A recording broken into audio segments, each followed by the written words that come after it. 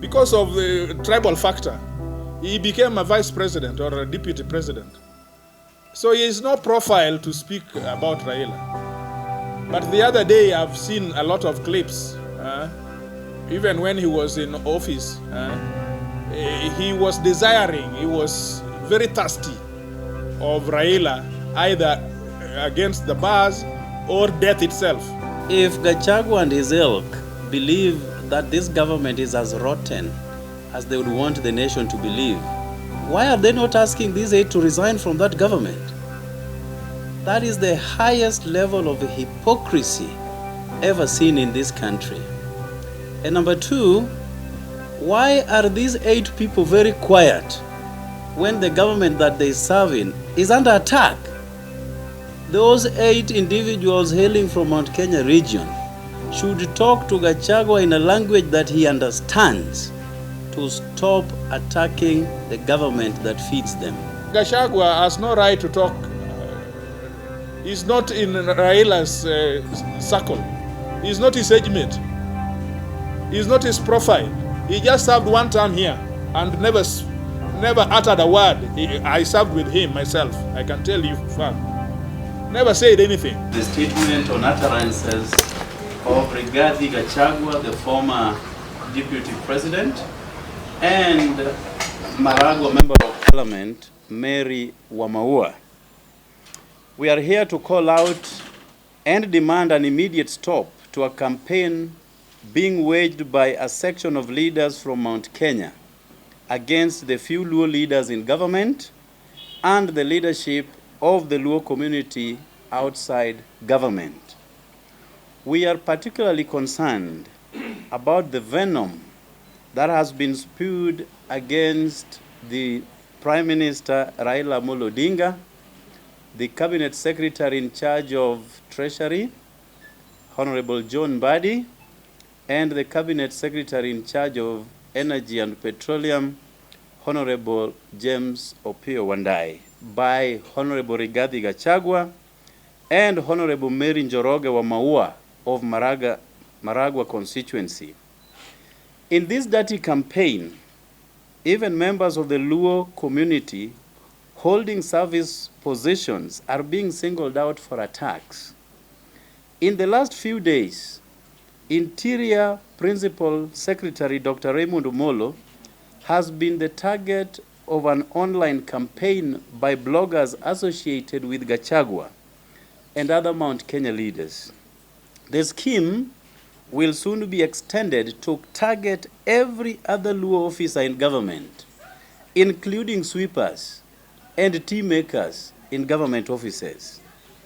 In this entire campaign, it is coming out very clearly that the rebellion being staged by Gachagua is not about the performance of the government.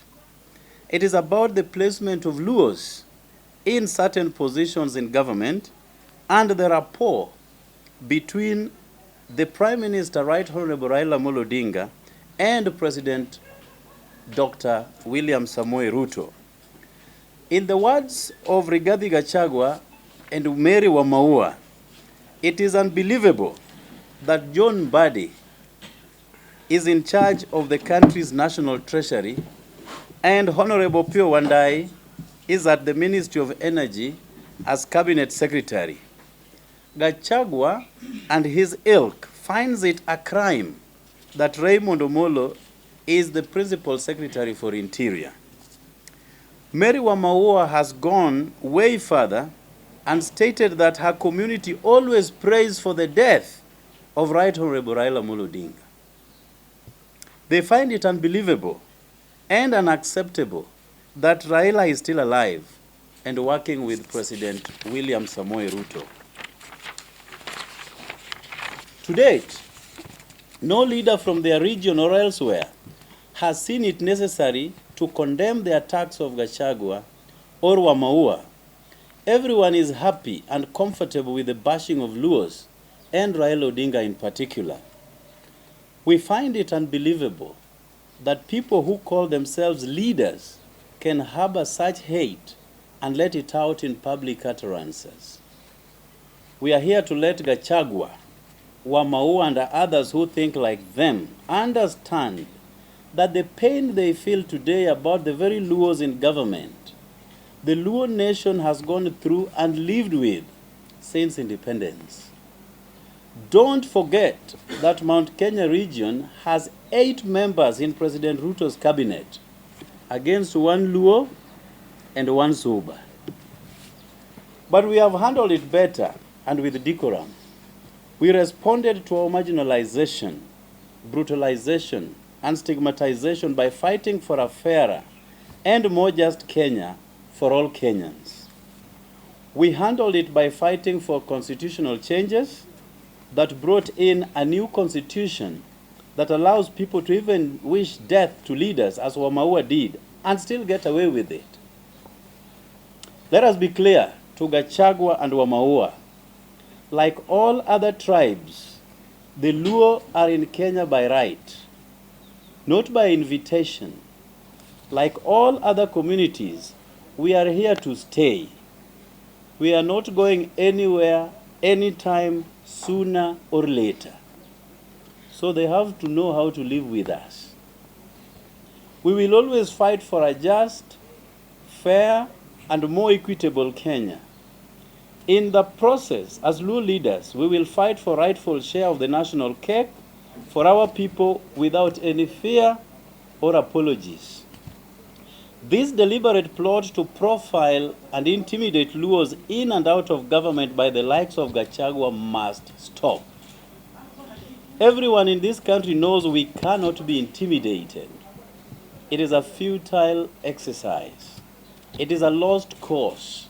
It won't work and will not work, not with Luos.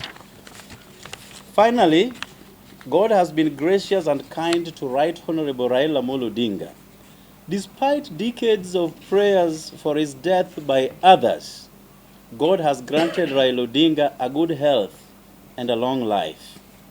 Mr. Gachagua, Wamaua, and all our brothers and sisters who have been wishing death to RAILA ODINGA is here to stay. Please get used to him. I thank you. My brother, Honorable TJ Kajwang, has joined, and he will be able to handle any question that you will have directed our way. Thank you. The issue that we are dealing with is a question of tribal profiling of Kenyans. It's really not confined to the venom that was spewed a few days before. But it is an inspection of how political leaders, mobilize and radicalize tribes against tribes. I wouldn't care a thing about this lady called Wamaua. Is a junior member, and I don't think it's not in my place to respond to her. But I find Rigathi Gachagua, I think he must be having issues that are arising directly from his impeachment. He needs to deal with the fact that he is a person who cannot hold public office ever. He needs to deal with that. He's going around mobilizing and radicalizing his kinmen, or so he thinks. But those are just people who may not be well informed. But those of us who know the constitutional law, we know that that door closed the day Senate voted against him. And he's not going to open it, whether in corridors of courts or whether in public. That he has to deal with. So he's not going to take his public frustration on individuals who are performing civil service duties. And when he speaks about RAILA, I find him very unkempt. Gachagua has no right to talk. He's not in RAILA's circle. He's not his age mate. He's not his profile. He just served one term here and never uttered a word. I served with him myself. I can tell you for a fact. never said anything. Then, by happenstance, because of the tribal factor, he became a vice president or a deputy president. So he has no profile to speak about RAILA. But the other day, I've seen a lot of clips. Even when he was in office, he was desiring, he was very thirsty of RAILA, either against the bars or death itself.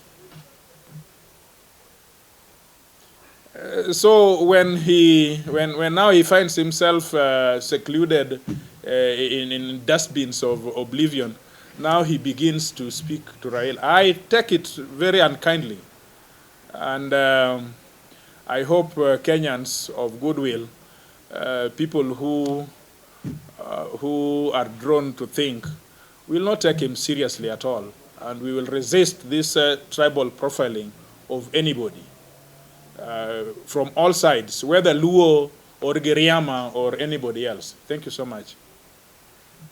Let me add one thing. As I said in my statement, there are 8 people from the Mount Kenya region serving in cabinet of President William Samoei Ruto. If Gachagua and his ilk believe that this government is as rotten as they would want the nation to believe, why are they not asking these 8 to resign from that government? That is the highest level of hypocrisy ever seen in this country. And number 2, why are these 8 people very quiet when the government that they serve in is under attack? Those 8 individuals hailing from Mount Kenya region should talk to Gachagua in a language that he understands to stop attacking the government that feeds them. Lastly, there is a word that has recently been coined here called cousins. And the cousin simply means the Gema region. The current deputy president is a cousin, if going by the words of Gachagua. Why do they find it very difficult that another cousin is occupying the office of a deputy president? Must it just be Gachagua? And when did he realize that actually Gema are cousins? Now, my friend from the Kamba Nation has also been dragged as part of the cousins, just because some people are under immense attack from the government. Not attack physically, but attack by giving them alternatives to what the government should be like. And finally, we need alternatives. One-term slogan is not an alternative. President Ruto has brought in affordable housing and has brought in SHA that handles issues of health. What is the alternative to this that President Ruto has brought? Not one term. One term can never be a campaign slogan, can never be an alternative to the problems bedeviling this country. I thank you. All right, as we have said, we are not coming here as Luos, although we are. And we are not coming in defense of Luos. That's not our job. We have come here to talk about people who are profiling people in terms of their tribal extraction. That's it. So now that there is no question, shall we leave? Oh no, Ron. No, I just wanted have your piece. I just wanted to add that Raila ODINGA is not unequal to Gachagua. The freedom of speech that Gachagua is enjoying today was fought for by Raila ODINGA. The constitution that Gachagua is enjoying today was fought for by Raila ODINGA. So Gachagua needs to stop and remove Raila ODINGA from his mouth, the name from his mouth. That is not going to change Kenya. Raila ODINGA enjoys the whole support from the whole of the country. He cannot continue every time he opens his mouth is Raila ODINGA. The Luos, like any other Kenyans, deserve the right to work in Kenya and to hold any position in this country. And it's not by mistake that the president appointed P.S. Omolo as the internal security PS.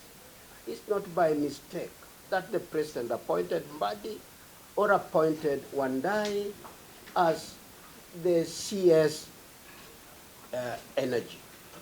And I would want to send a message to the two leaders and any other leader who is thinking of mentioning the names of the Luos who are in the government, that they need to stop that. That is not acceptable. We live in Kenya and we are here to stay. Thank you. Good. Can we do it elsewhere? You want us to do it here, right here? Yes, do it here. Looks so tribal, huh? Ron, Yes. what you do look about? Oh, you want the Luo? Yes. Summary. Yodala wa bori ya ba loka dala. Na marukuyu ba. Uje Marukuyu. What you do look?